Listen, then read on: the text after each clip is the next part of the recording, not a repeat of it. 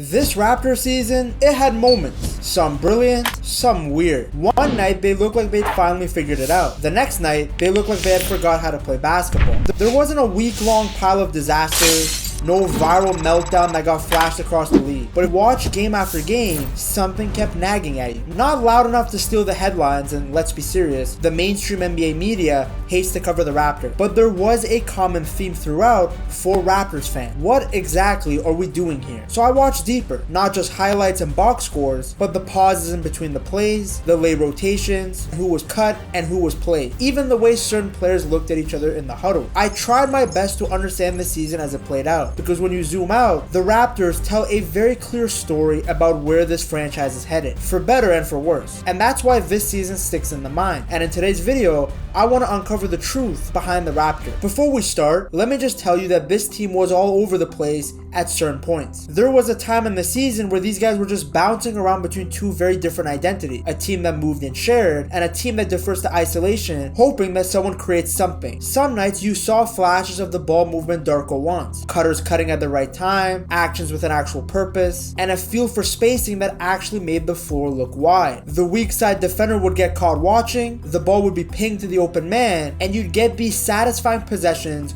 where the defense was 3 steps behind. Other nights though, it was static sets, guys stuck in lanes, ISO after ISO, with many of them forced late in the shot clock, and some of them were just poor all around. It's easy to say that it's just rookie growing pains or injury noise, but to be honest, the deeper issue was structural. Toronto's roster is just a weird mix. You got veteran pieces who know how to set the tone, someone like a Jakob Poeltl. You have new acquisition star power in the form of Brandon Ingram, though he didn't really feature for the Raptors in the previous season. And then you have the young, still learning guys. Players like Scottie Barnes. Yes, I know he's made that jump to stardom, but I would still consider him a young guy who's still learning the ropes. Then you have RJ Barrett, Emmanuel Quickly, Grady Dick. Now the mix should work in theory, and I mean it can work, but only if everybody knows their job and Darko can actually get them to play the same basketball. I feel like too often in the 2025 season, their roles were fuzzy. Scottie didn't know whether it was his job to create or get every single bucket. RJ Barrett didn't know if it was his night to score or if he was just going to sit in the corner waiting for open shots. And as a result, we saw a lot of the same mistakes. Poor execution and closeouts, late help, and players just standing around instead of cutting. The same mistakes repeated themselves. And the result is that sometimes you would get a stretch where everything clicked for a quarter, but then there would be a lull where the offense turned into a collection of one-on-one moments, and the defense, at times it was inconsistent, which is poor to see because the Raptors' entire identity is built on defense. Now their defense did get better later in the season, which is why the team was able to finish the 2025 season with a 30-52 record, 11th in the East. But the record kind of tells the whole story. They weren't a disaster, but they also weren't a success. It was a season where they just fully didn't decide where they wanted to be. Now the one thing that does set to be set in stone is that this is Scottie's team. He's the closest thing the franchise has to a superstar, someone that has a gravitational pull when he plays. He's the guy who sets the tone with his energy, his hustle. You could flip on almost any Raptors game and within minutes see a play where Scottie single-handedly changed the field. A chase down block, a lovely alley-oop pass, a great defensive stop that gets the bench on its feet. But as good as all of these things are, it doesn't automatically make you the one who the offense is built around. In the 2025 season, Scottie really looked like a player still on the climb. His passing and feel for the game improved. You could see it in the way that he recognized cutters early or used hezzies to dribble past the defenders. He was more assertive running the floor and initiating offense in transition, but his shot making just remained inconsistent. There were stretches where his pull-up looked confident and efficient, like a guy who could comfortably be relied on in a playoff setting. But in other stretches, he had issues finishing through contact. His mid-ranges kept bricking. It was like I was watching Westbrook. Now yes, injuries did hurt him. He missed time with a hand fracture earlier in the year, an injury that cost him a chunk of the calendar and really put the entire team out of rhythm. Trying to have everybody understand their role when a core player is out for 10 to 20 games is never easy, and it felt like that season, that was the whole story. Now if you want to be optimistic, you can say that he's still 23, he's still improving, and the big leap that Raptors fans are expecting is still coming. But if you want to be cautious, you can say that his jumper is still unreliable, and his handle is good,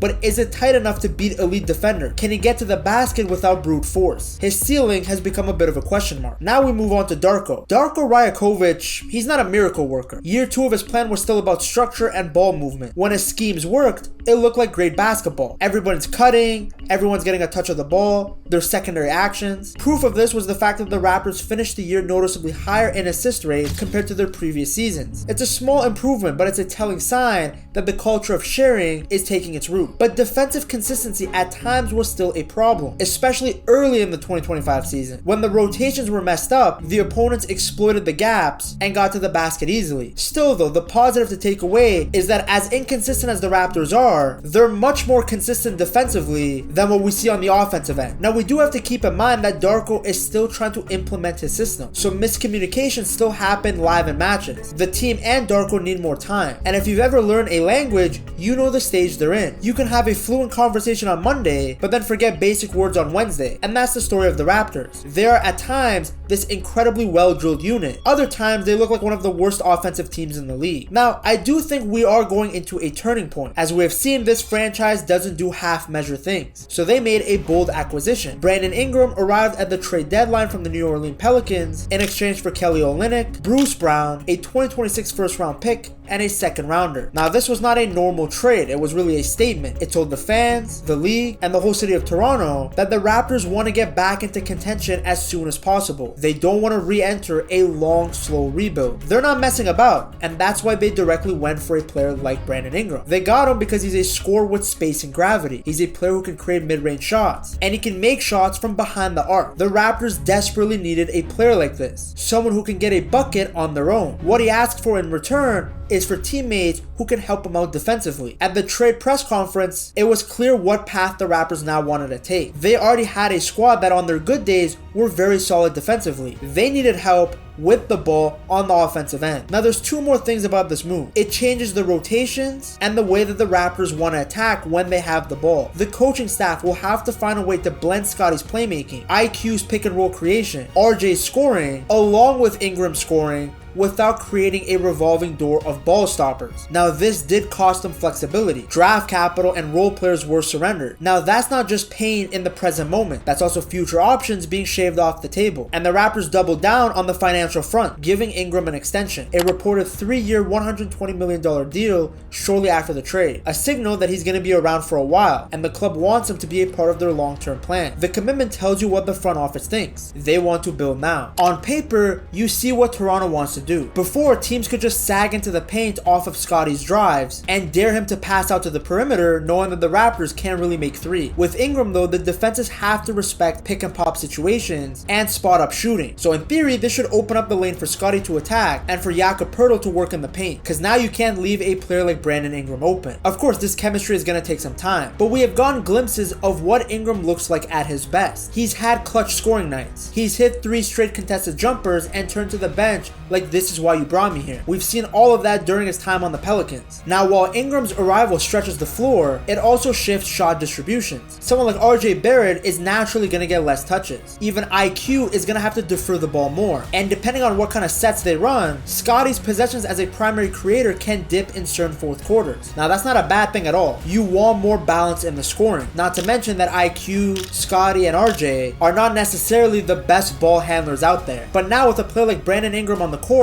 all 3 of them can do more damage because they're going to get less attention defensively. But for all of this to work, the Raptors need to be healthy, all of them. Because at times in the 2025 season, even when everything was going according to plan, the injuries showed up and ruined it. The Raptors' top 4, Scottie Barnes, RJ Barrett, Emmanuel Quickley, and Jakob Poeltl, were all rarely healthy and available together. When they were, the lineups looked good. Again, not title contending good, but way better than an 11th seed team. The defensive rotations look rehearsed, better net rating, more balanced shot chart. But when they weren't playing together, the team had to rely on role players who were asked to do heavier lifting than what they were used to. Poeltl's year was actually one of the bigger surprises. He gave the Raptors consistent interior defense and finishing at the rim. He finished the season averaging roughly 14.5 points and 9.6 rebounds per game. But again, this is not a player that you can rely on without getting him some help. IQ had a burst of brilliance before his thumb and hand issues sidelined him. Barrett had stretches of shoulder discomfort that once again disrupted his game. And Scottie's hand fracture, plus the careful reintroduction timeline, meant that the Raptors kept having to reset whatever rhythm they had built. Now, it's always great to preach the next man up all season, but in reality, you cannot replicate the chemistry of your best players sharing the floor without, them actually sharing the floor. So the Raptors spent most of the year playing like a squad of wounded soldiers, helping each other out in need. But even through those hard times, there were role players who showed that they matter and that they could change the game on any given night. Let's not sleep on the wings and rotation guys who did do the dirty work. Agbaji had nights where his defense and open threes were exactly what the offense needed. The kind of glue guy whose contributions don't make the highlight reels but can make an impact on the scoreboard. Then Grady Dick in his second year showed way more confidence in his shot release and much better off the ball movement. Even if his percentages still fluctuated, it was clear that he was playing with way more belief in his abilities. Then minutes from Garrett Temple, though sparse, gave the team some late game calm in certain stretches. These guys were able to do things that could flip the game on any given night, like Agbaji knocking down multiple threes in a row, or Chris Boucher diving for a loose ball that sparked a 9-0 run. These were the games, man. All these little moments made it seem that the Raptors could get to that next level if they surround these role players with more talented stars. Now, the biggest issue with this team really is the offense. At times it looks amazing, but it has a lot of shortcomings. The offensive profiles continue to be a work in progress. When the shot is falling, the ball moves, the spacing is clean, and the Raptors look like a modern competitive offense. But when the shot isn't working, the movement is slow, the amount of ISOs rise, and they rely too much on someone getting a bucket on their own. Now, part of that is natural shot making variance. The other part of it is that Barrett, Quickly, and Barnes are not good enough to be number one option. Maybe not even a number two option. The path forward offensively really isn't that complicated. They need more reliable three-point shooting, more second side actions, and they need Scottie Barnes to develop more as a primary creator. Because someone like Ingram, his presence will help space the floor. But the Raptors still need another player who can be a knockdown threat. Someone else who can truly punish help defenses. The solution is simple, in theory, but the execution will take some time. But they gotta get buckets from somewhere. If they can do that, you'll notice that Pirtle's rim rolls will get cleaner, Scottie's drives will get more efficient in single coverage, and someone like Emmanuel Quickly will be able to till defenses on his own. Now that we've talked about the X's and O's from the series, let's talk about something that will bring tears to the eyes of most people. The emotional moment of the season. There was a huge moment that mattered far beyond the court. Masai Ujiri, the architect behind the Raptors championship culture and longtime president, parted ways with the organization after 13 years. Masai's fingerprints were everywhere, from the players they drafted, to the we don't tank philosophy, to the way the players described the organization's professionalism. Even the youngest Raptors came into the building shaped by his standard. His departure really shakes the feeling of continuity that was always associated with the Toronto Raptors. It's a reminder that the people who built the old DNA aren't necessarily the ones that will shepherd the new DNA. This is a move that affects recruitment, the front office stability, and it can even be a mental anchor that players feel about their future in Toronto. The Raptors now have a leadership gap to fill, not just in title, but also in their identity. Now, while the 2025 season might fade away in the memory of a lot of Raptors fans, certain moments will really stick, such as the double OT slugfest against Miami, where Scottie blocked a game-tying layup, then hit the dagger 3. What about Pirtle's putback game winner against Atlanta, where the bench erupted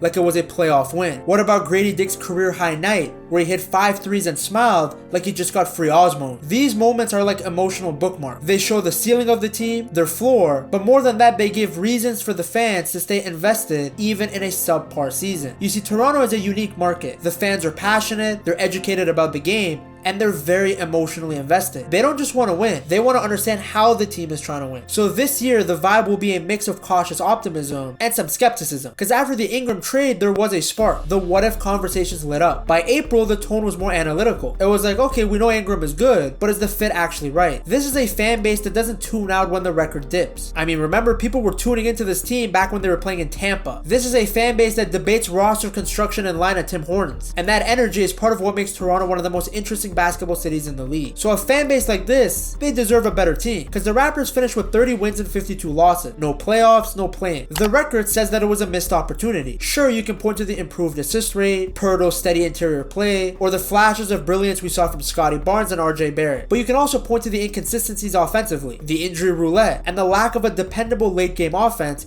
as the reasons that this team never seriously climbed the standings. So what comes next? Now the offseason choices begin. They gotta manage their cap space, because Ingram's $120 million extension really shifted the finances. They also have to do some roster rebalancing. Do they go and hunt for an elite shooter to unlock more spacing? Do they go and get another scorer? With their picks traded, lottery flexibility is very limited, so they have a decision to make. Do they keep the current core, which to be honest they kind of have to, and gamble on health and chemistry, or do they make another aggressive move, possibly moving RJ or IQ to reshape the fit around Scottie and Ingram? Now in the NBA, there is no safe play. Every option carries risk. If you keep the core, you can risk stagnation. If you shake it up, you risk breaking breaking what little continuity existed. And the thing is, the Raptors fans are desperate, as I told you guys earlier. They hate losing, but they can be more positive going to this season. They finally acquired a major scorer, they committed to him with an extension, their ball movement had improved in the previous season even through all those injuries. They have a reliable big man, and they have Scottie Barnes. When you put all of this together, you realize why people still care about this team. Watching the Raptors is still interesting, and even more now as they try and find their new identity. They're negotiating between honoring their past DNA of this franchise that's known for its defense, toughness, and resilience, while also trying to embrace a new identity, one around a fluid offense, better spacing, and multi-skilled wing. It's not always going to look pretty, but at least they're trying. And if you followed the season the way I have, you can see the art. It's not finished, it's not perfect, but it has potential. And when it finally clicks, I think it will click fast. To truly see the story of the Raptors and how they got here, and the role that Masai Ujiri played in it, you have to check out this video right here.